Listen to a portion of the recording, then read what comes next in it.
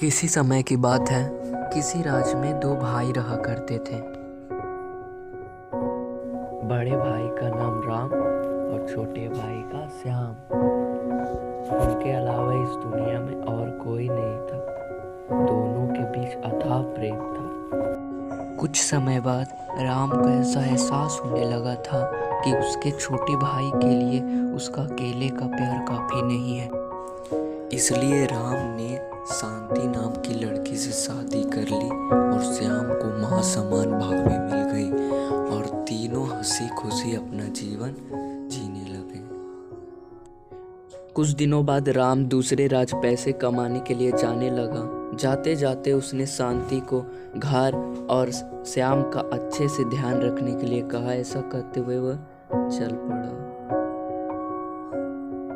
अभी राम को गए हुए एक हफ्ते ही हुए थे कि एक रात शांति श्याम की नजरों से बचते हुए कहीं जा रही थी। श्याम हल्की नींद में ही था, इसलिए उसे पता चल गया कि उसकी भाभी कहीं गई है। वह सोच में पड़ गया कि आखिर इतनी रात को भाभी जा कहाँ रही है। इसलिए उसने अपनी भाभी का पीछा करने का सोचा। कुछ देर बाद श्याम ने देखा कि उसकी भाभी किसी पीपल के पेड़ के नीचे आकर बैठी है।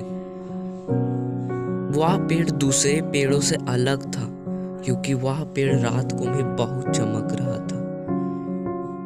श्याम धीरे धीरे बिना आवाज किए पीपल के पेड़ के नीचे आकर चुपचाप खड़ा हो गया और देखने लगा कि उसकी भाभी क्या कर रही है। उसकी भाभी ने कुछ कहा।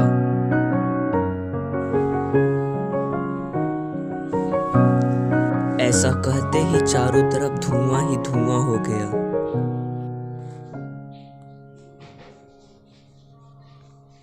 फिर उसकी भाभी उड़ते हुए चली गई।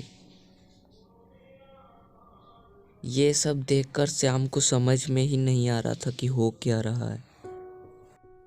श्याम जब दोबारा अपनी भाभी का पीछा करता है तो उसे लगता है कि जैसे इन रास्तों से कभी वह गया ही नहीं, जैसे कि वह राज्य उसका राज्य नहीं है, वह किसी और के राज्य में आ चुका है।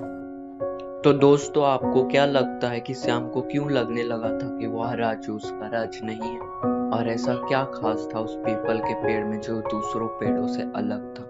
तो दोस्तों, अगर आपको वीडियो अच्छी लगी हो तो वीडियो को लाइक करना और चैनल पर नए हो तो चैनल को सब्सक्राइब कर लेना।